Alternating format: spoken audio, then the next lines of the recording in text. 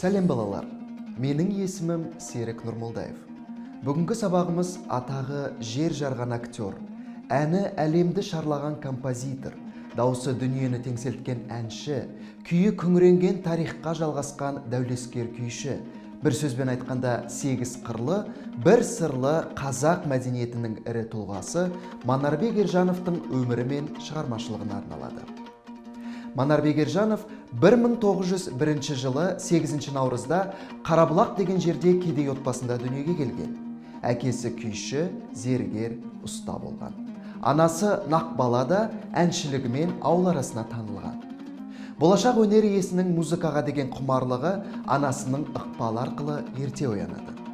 Отбасының қаржылық жағдайының қиындығына байланысты ол батырақ, балықшы және жүк тасушы болып жұмыс істейді. Манарбек әке-шешесі ерте дүниеден озып, жастай жетімдікті көреді. Біраз уақыт балалар үйінде тұрып, сонда оқу мен жазуды үйренеді. Манарбекті музыка әлеміне жетелеп, оның әсем сазын көкірегіне ұялата білген ұстазы әнші әрі күйші Күсенбай. Күсенбайдан үйренген күйлермен қатар Манарбек әнді де қуып, жас 15-ке таман келгенде ол халық арасында белгілі жас әнші ретінде таныла бастайды. Бұдан кейін Манарбектің әншілік шеберлігін ұштауда Шашубай Қошқарбайұлы және Әміре Қашаубаев игі әсер етті. 16-17 жасында Манарбек Ержанов Біржан Сал, Ақан Сері, Жарылғап Берді, Естай, Шашубай әндерін айтып, ауыл арасындағы айтыстарға қатысып, ел аузына іліккен. Осылайша бір жағынан мал бағып тамағын асырап, екіншіден өнерін қуып, 20 шақты жыл өткізген екен. Манарбек Ержанов 1925 жылы Алматыға көшіп келеді. 1928 жылы Қазақ драма театрына, қазіргі Мұхтар Әуезов атындағы Қазақ мемлекеттік академиялық драма театрының труппасына қабылданып, алғашқы актерлерінің бірі болды. Осы театрда қойылған спектакльдерде ойнап, сан қырлы бейнелерді сомдады. 1931-32 жылдары Риддердегі жұмысшы жастар театрында қызмет етті. 1934 жылы Алматыда жаңа ашылған музыкалық театрдың, қазіргі Абай атындағы Қазақ мемлекеттік академиялық опера және балет театрының актері және негізін салушылардың бірі болды.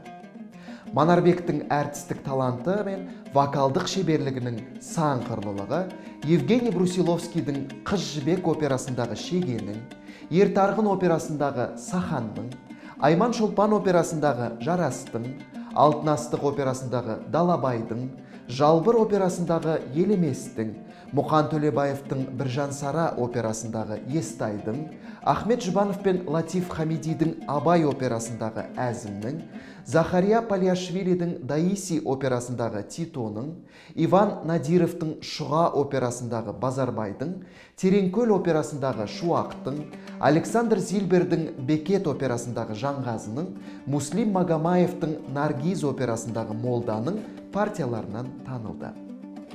1936 жылы Мәскеуде өткен қазақ әдебиеті мен өнерінің 10 күндігіне таңдап апарған сайдың қызыл тасындай 300 өнерпаздың ішінен Мәскеуді есінен тандырған үшеудің бірі осы Манарбек Ержанов болыпты.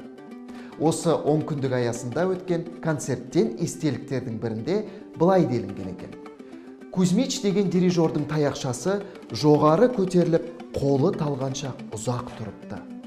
Манарбек Ержанов Шегенің ариясын бастағанда көтерілген таяқша ғой. Дауыс көтеріліп, алысқа самғап кеткен. Жұрттың ішке тартқан демі түгел таусылған. Манарбек Ержанов әрі қарай шырқай түскен. Шарықтап барып, тоты дайын таранған, сұңқардайын сыланған, ару жібек ар мекен деп әрі қарай жөнеліпті.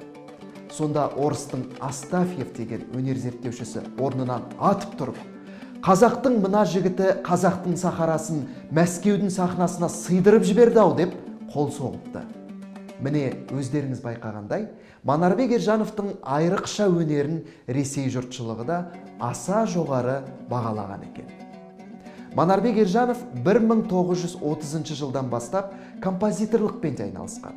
Ол қазақ музыкасында ерекше орын алған 150-ден астам шығарманың авторы.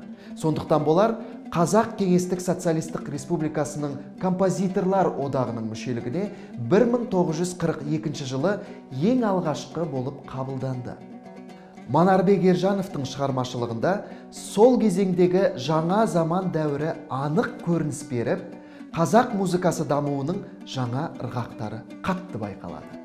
Соның ішінде домбыраға арналған күйлері мен әндері бар. Мысалы, би күйі, аққу, жетісу, жеңген солдат, амангелді, паровоз, қуанамын, шегенің термесі және тағы басқалары.